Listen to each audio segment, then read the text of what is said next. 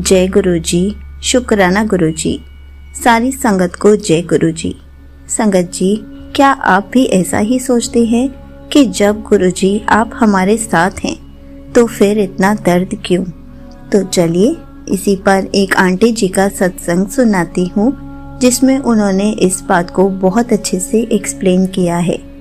ये सत्संग पूरा ज़रूर सुनिएगा, आपको बहुत अच्छे आंसर्स मिलेंगे। तो चलिए आंटी जी का सत्संग सुनाती हूँ। संगत जी, यह सत्संग साक्षी आंटी जी का है। साक्षी आंटी अपने बिस्तर के एक कोने में सिमटी हुई थी। उनके चेहरे पर उदासी की एक मोटी परत थी, जैसे जिंदगी के सारे रंग उनसे रूठ गए हों।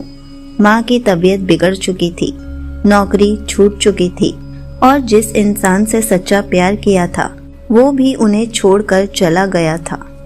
हर दिशा में अंधकार था और साक्षी आंटी बस यही सोचती थी कि क्या कभी यह दौर खत्म होगा।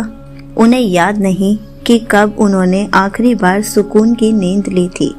हर रात रोते रोते सो जाना अब उनकी आदत बन चुकी थी, लेकिन उस दिन कुछ अलग हुआ। रात के करीब 3 बजे जब वह एक बार फिर बेचैनी में करवटें बदल रही थी, तभी एक धीमी लेकिन स्पष्ट आवाज मन के भीतर गूंजने लगी, सब ठीक हो जाएगा। साक्षी आंटी एकदम से बैठ गई। यह आवाज किसी और की नहीं थी, यह उनकी अपनी अंतरात्मा से आई थी, लेकिन उसमें एक अजीब सा विश्वास था, एक अजीब सी शक्ति थी, जैसे यह कोई साधारण विचार नहीं था, बल्कि किसी ने उन्हें अंदर से छूकर यह भरोसा दिलाया था। उन्होंने गहरी सांस ली और पहली बार ऐसा लगा कि वह अकेली नहीं है।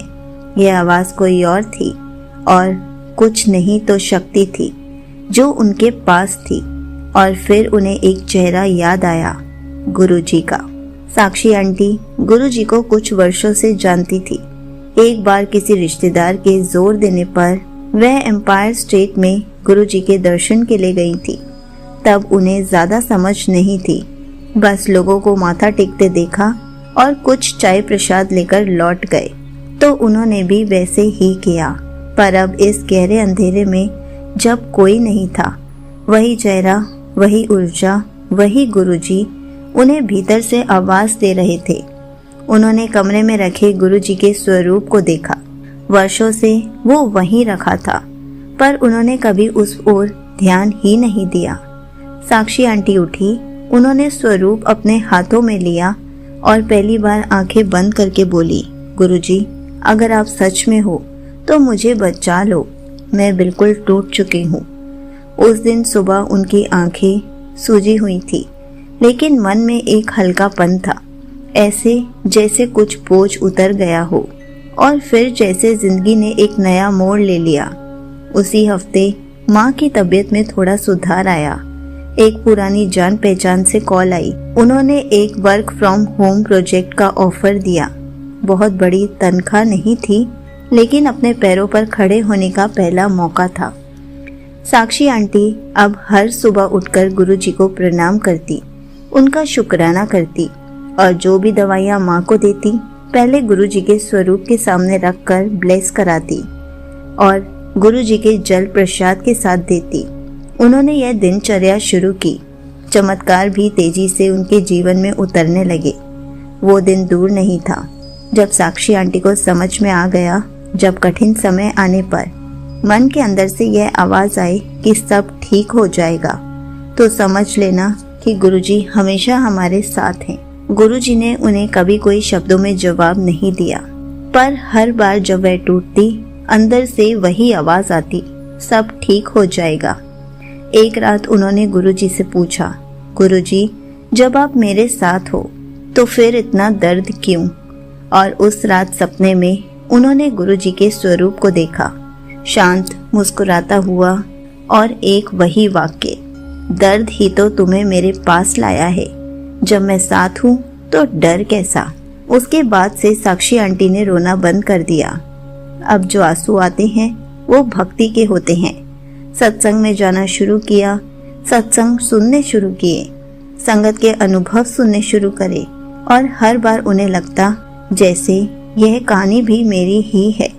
वही भाव, वही टूटी उम्मीदें और वही गुरु जी की कृपा। वह अब अपने जीवन की हर घटना को गुरु जी की लीला मांगती। अगर कहीं देर हो जाए तो समझ जाती गुरु जी ने रुकवाया होगा। कोई नुकसान हो जाए तो भी गुरु जी ने किसी बड़ी मुसीबत से बचाया होगा। समय के साथ उन्होंने सीखा गुरु जी सब कुछ जानते हैं और जो हो रहा है वही सबसे सही है। अब वह अपने कमरे में बैठे बैठे सत्संग सुनती हैं, गुरु जी का मंत्र जाप सुनती हैं और अब वह यही मानती हैं कि जब हमें लगता है कि अब कुछ नहीं हो सकता तो हमें रुक जाना चाहिए। उस समय भीतर की जो आवाज आएगी वही गुरु जी हैं, वही कहेंगे सब ठीक हो जाएगा। आज जब वे अपने पुराने समय को देखती हैं तो आंखें भर आती हैं, दर्द के लिए नहीं, शुक्रिया कहने के लिए, क्योंकि अगर वो अंधेरा ना होता तो उन्हें यह रोशनी कैसे मिलती। यहीं पर आंटी जी का सत्संग समाप्त होता है।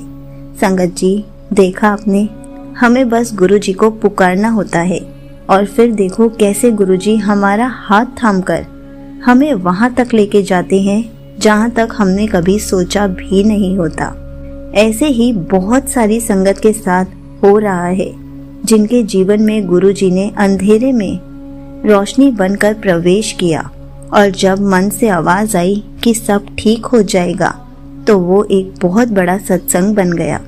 संगत जी, हमें तो गुरु जी का हर पल शुक्राना करना चाहिए, क्योंकि गुरु जी हमारा हर पल साथ देते हैं, हर पल हमारे अंग संग रहते हैं, हमें इतनी सारी ब्लेसिंग्स देते हैं, हमें अंधेरे से बाहर निकालते हैं। हम जब टूट जाते हैं, आस खो चुके होते हैं, तब भी हमारा हाथ थामकर हमें बाहर निकालते हैं, हमें खुशियों की तरफ लेके जाते हैं।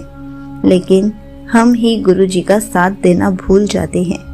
हमें तो गुरु जी का हर पल शुक्राना करना चाहिए।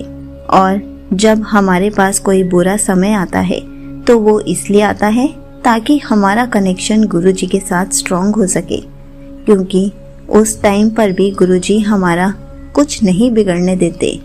हम जब गुरु जी को याद करना भूल जाते हैं तभी गुरु जी हमारा हाथ थामते हैं। इसलिए हमें गुरु जी का हर पल शुक्राना करना चाहिए।